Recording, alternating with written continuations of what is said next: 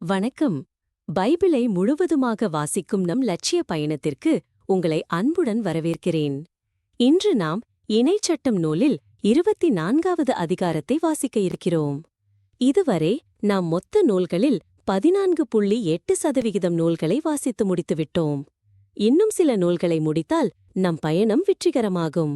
இன்றைய வாசிப்பின் மூலம் அந்த இலக்கை இன்னும் முன்னோக்கி நகர்த்துவோம். வாங்க தொடங்குவோம். மணவிலக்கும் மறுமணமும். ஒருவன் ஒரு பெண்ணை திருமணம் செய்து அவளோடு கூடிய பின் அவளது அருவருக்கத்தக்க செயலைக் கண்டு அவள் மேல் அவனுக்கு விருப்பமில்லாமற் போனால் அவன் முறிவுச் சீட்டு எழுதி அவள் கையில் கொடுத்து அவளை தன் வீட்டிலிருந்து அனுப்பிவிடுகிறான். அவள் அவனது வீட்டை விட்டு வெளியே சென்று வேறொருவனுக்கு மனைவியாகிறாள். இரண்டாம் கணவனும் அவளை வெறுத்து முறிவுச் சீட்டு எழுதி அவள் கையில் கொடுத்து அவளை தன் வீட்டிலிருந்து அனுப்பிவிடுகிறான். அல்லது அவளை தன் மனைவியாக ஏற்றுக்கொண்ட இரண்டாம் கணவன் இறந்து விடுகிறான்.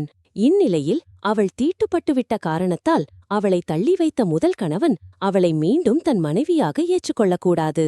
ஏனெனில் அது ஆண்டவர் முன்னிலையில் வெறுப்பானதாகும். உன் கடவுளாகிய ஆண்டவர் உனக்கு உரிமை சொத்தாக கொடுக்கும் நாட்டை நீ பாவத்துக்கு உள்ளாக்காதே. பிற சட்டங்கள். ஒருவன் ஒரு பெண்ணை புதிதாக திருமணம் செய்திருந்தால் அவன் போருக்கு போக வேண்டாம். அவன் மீது யாதொரு பொறுப்பும் சுமத்தப்படலாகாது. அவன் ஓராண்டு காலம் எவ்வித இடையூறுமின்றி தன் வீட்டிலிருந்து கொண்டு தன் மனைவியை மகிழ்விப்பான். மாவரைக்கும் கல்லின் கீழ்கல்லையாவது மேற்கல்லையாவது அடகாக வாங்காதே. அது அவன் மனித உயிரை அடகாக வாங்குவது போலாகும். இஸ்ரேலின் மக்களாகிய தன் இனத்தாருள் ஒருவரை கடத்திக் கொண்டு போய் அவரை அடிமையாக நடத்துவதாக அல்லது விற்பதாக ஒருவன் கண்டுபிடிக்கப்பட்டால் அந்த கடத்தல்காரன் சாகட்டும். இவ்வாறு உன்னிடமிருந்து தீமையை அகற்று. தொழுநோயை குறித்து எச்சரிக்கையாயிரு. லேவிய குருக்கள் உனக்கு கற்பிப்பது போல் அனைத்தையும் செய்வதில் மிக கவனமாயிரு. நான் அவர்களுக்கு கட்டளையிட்டுள்ளவாறு செய்வதில் கருத்தாயிரு. எகிப்திலிருந்து நீ புறப்பட்டு வரும் வழியில் உன் கடவுளாகிய ஆண்டவர் மிரியாமுக்கு செய்ததை நினைவிலிருத்து. உனக்கு அடுத்திருப்பவருக்கு நீ ஏதாகிலும் கடனாக கொடுத்தால் அதற்கு அடகாக எதையும் வாங்க அவரது வீட்டினுள் நுழையாதே. வெளியே நில். உன்னிடம் கடன் வாங்கியவர் வெளியே உன்னிடம் அடகை கொண்டு வரட்டும். அவர் வறியவராயின் நீ அந்த அடகை வைத்துக்கொண்டு தூங்க செல்லாதே. மாறாக கதிரவன் மறைவதற்குள் அந்த அடகை அவரிடம் நீ திருப்பிக் கொடுத்தாக வேண்டும். அதனால் அவர் தம் மேலாடையை விரித்து படுக்கும்போது உனக்கு ஆசி வழங்குவார். உன் கடவுளாகிய ஆண்டவர் முன்னிலையில் நீ ஏற்புடையவன் ஆவாய். வறியவரும் எளியவருமான கூலியாள்கள் உன் இனத்தாராயினும் சரி அல்லது உன்னாட்டில் உன் நகர்வாயிலுக்குள் உள்ள அந்நியராயினும் சரி அவரை கொடுமைப்படுத்தாதே.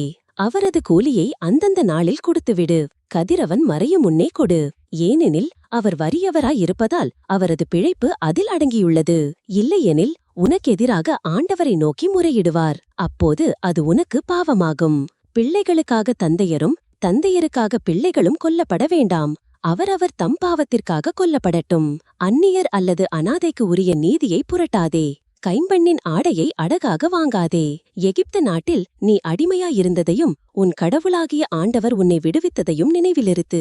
இவற்றை செய்யும்படி நான் உனக்கு கட்டளையிடுகிறேன். உன் வயலில் விளைச்சல் அறுவடை செய்யும்போது அரிக்கட்டினை மறந்து வயலிலே விட்டு வந்தால் அதை எடுக்க திரும்பி போகாதே. அதை அந்நியருக்கும் அனாதைக்கும் கைம்பெண்ணுக்கும் விட்டுவிடு.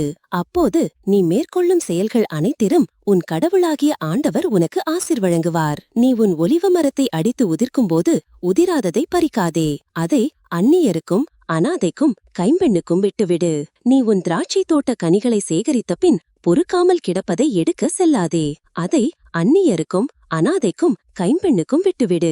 எகிப்து நாட்டில் நீ அடிமையாயிருந்ததை நினைவிலிருத்தி இவற்றை செய்யும்படி நான் உனக்கு கட்டளையிடுகிறேன். நாம் 1189 அதிகாரங்களில் 177 அதிகாரங்களை நிறைவு செய்துவிட்டோம். இன்னும் சில அதிகாரங்களை வாசித்தால் முழு பைபிளையும் முடித்து விடுவோம். நாளை அடுத்த அதிகாரத்தை பார்க்க சந்திப்போம்.